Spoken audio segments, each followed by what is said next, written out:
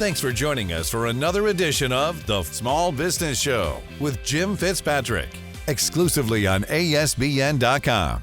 Hey everyone, I'm Jim Fitzpatrick. Thanks so much for tuning in today. Joining us today is Chris Voss, who is the CEO at the Black Swan Group. He's also a keynote speaker. Chris was the lead international hostage and kidnapping negotiator for the FBI and a best-selling author of his book, Never Split the Difference, Negotiate as If Your Life Depends on It. This is a phenomenal book that if you have not read, we've made a link right underneath this video for you to just click and get the book. If you're in sales, if you're in business, if you're just in life and you're enjoying life, this is a book that you need because it will help you throughout it all. So, Chris, welcome to the show. Really appreciate you taking the time out of your schedule to join us here.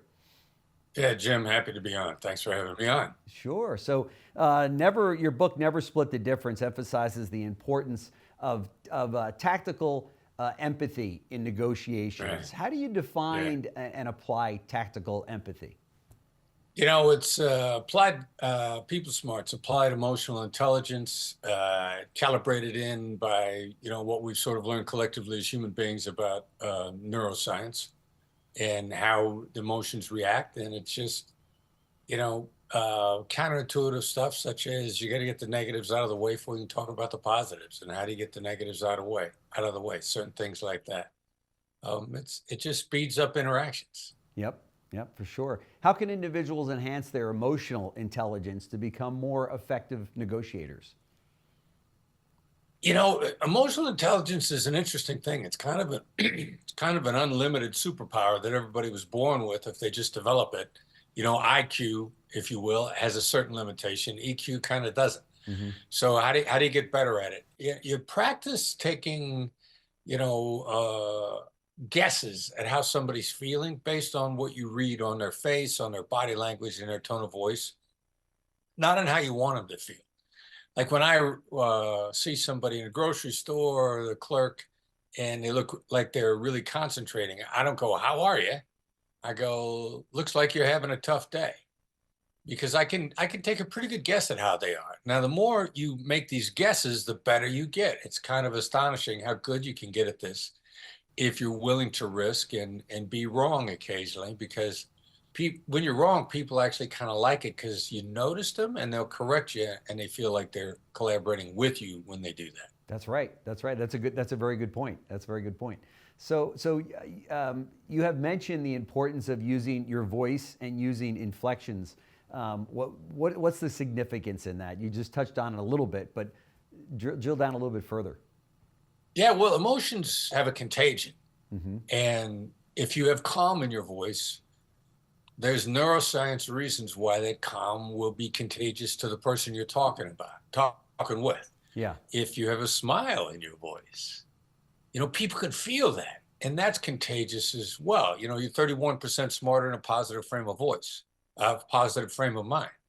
Now, the really tricky one, and I'm happy to admit I learned this from the Wolf of Wall Street, Jordan Belfort, read his book, the inquiring inflection. Like I can say to you, look, when I told you about emotional intelligence, you didn't believe me. Now that downward inflection, it almost felt like I was disapproving of your disbelief. And if I was telling you about emotional intelligence and you didn't believe me, now that lands differently. And so the inflection on that is just makes tougher things land softer. And you can really get away with saying stuff to people that they need to hear, but you need it to land softly. Yeah, of course. Have you been called upon by big companies now because there's so many Zoom calls that are taking place that all of those things are so important now when they weren't before because you had people in offices that it's how are you going to present this issue or this problem or this challenge, right? Yeah, we train companies and coach individuals and small groups and companies constantly. And this is absolutely essential to accelerating business teams. Sure.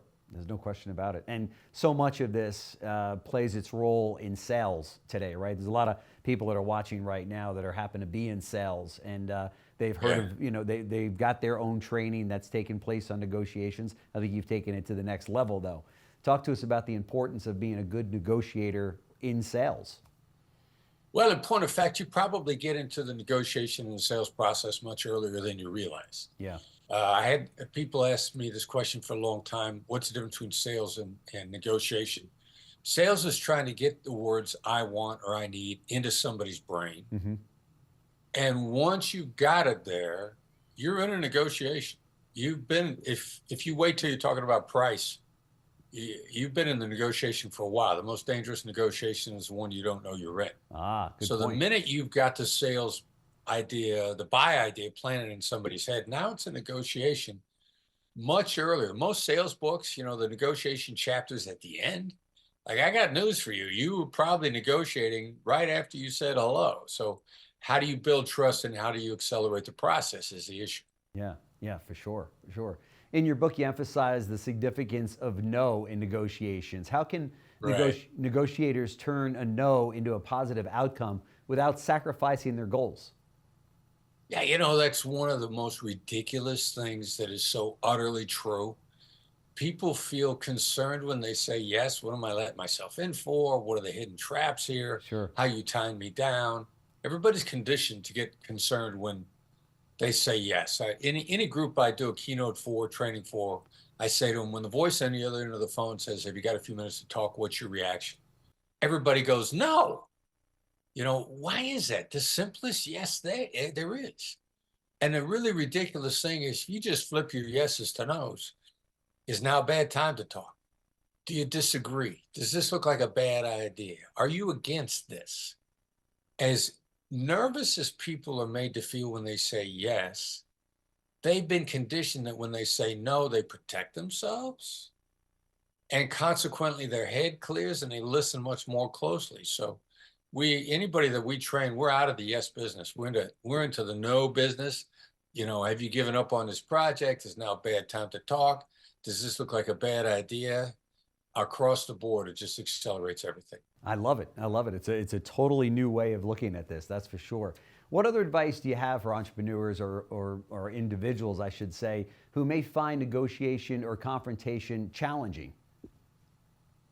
Well, negotiation and confrontation. Confrontation is a subset of negotiation. Sure. First of all, look at negotiation as a collaboration for long-term relationship. Mm-hmm. It puts your heart in the right place. It gives you good intention. Intention has a smell. People begin to immediately trust you more if you know and you're communicating. I want a long-term, prosperous relationship. Mm-hmm. That opens things up. Now, don't take yourself hostage. How do you take yourself hostage? If you feel you have to have the deal, and the minute you feel you have to have the deal, you've taken yourself hostage.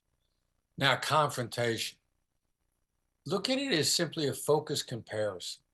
It's one of the dictionary definitions of confrontation. So when you ask somebody if they're doing something that doesn't make sense, it doesn't add up, it doesn't line up with their words, say, well, when you said this and you did that, how do those line up?